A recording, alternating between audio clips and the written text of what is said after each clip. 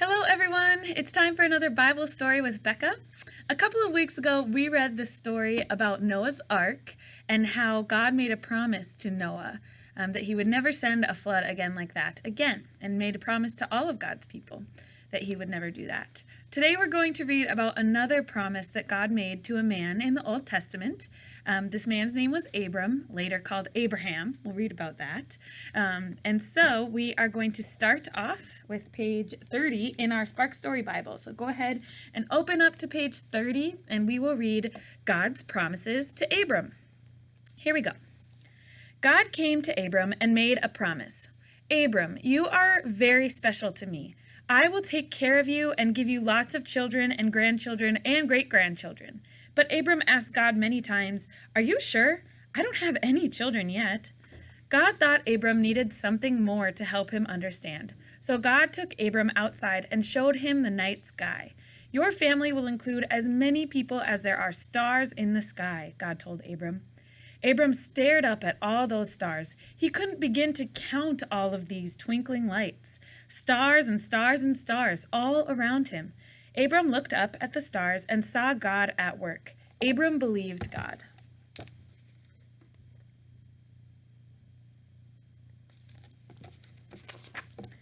"Now for another promise," said God to Abram. "You will need a place for your huge family to live. I will give you this land as I promised." "Are you sure, God?" Abram asked again.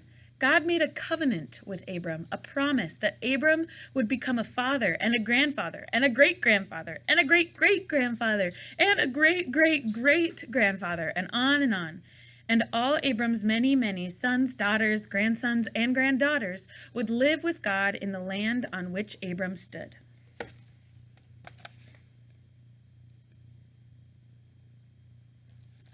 So we're going to read about that promise fulfilled on the next page, page 34, with the story Abraham and Sarah's visitors.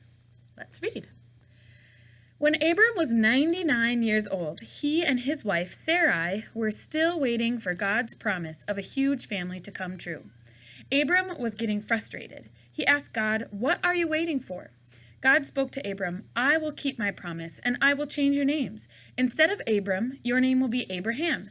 Instead of Sarai, your wife will be Sarah." Abraham was afraid of what God said. He thought he was too old to become the father of so many people, and his wife was too old to have children. He fell on his face and peeked up with one eye. Could God really make such a thing happen? Later, as Abraham was sitting by the tent, he saw 3 strangers walking toward him. Abraham squinted into the sun and wondered who would be visiting him on such a hot day.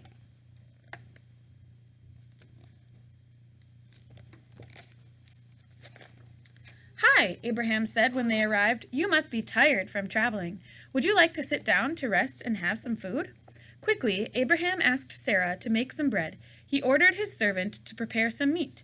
Sarah stood hiding in the tent, listening to the visitors. Who were they? Why had they come to her house? And why were they talking about her? She leaned in a little closer.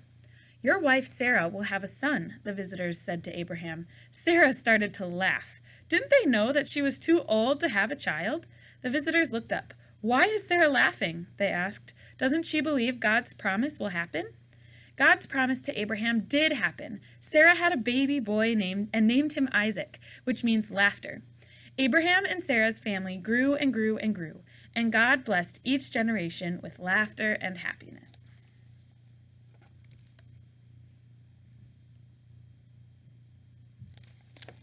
So I have a couple of challenges for you to do this week with your family. The first is to go out at night, on a clear night, and look at all of the stars. If you can go out into the country so that there are no city lights around, that would be even better because you can see more stars that way. Look at the stars. See if you can try to count them. I bet you will lose track pretty quickly. It is so difficult to count how many stars there are in the sky. But as you look at the stars and look at their multitude and their magnitude, think about what God promised Abram and Abraham, that he would give that many descendants, as many as the stars in the sky, to Abraham, and how he fulfilled that promise with his first son, Isaac. So then the second challenge I have for you is to make a promise to your family this week. It could be a very simple promise like, I will make sure to put my dishes in the dishwasher, or I will promise to take our dog on a walk every day. Make a promise to your family and make sure that you keep that promise. And every time you keep that promise for the week, think about the promise that God has made us to give us laughter and happiness in our lives. Thanks for listening, everybody, and we'll see you next time. Bye.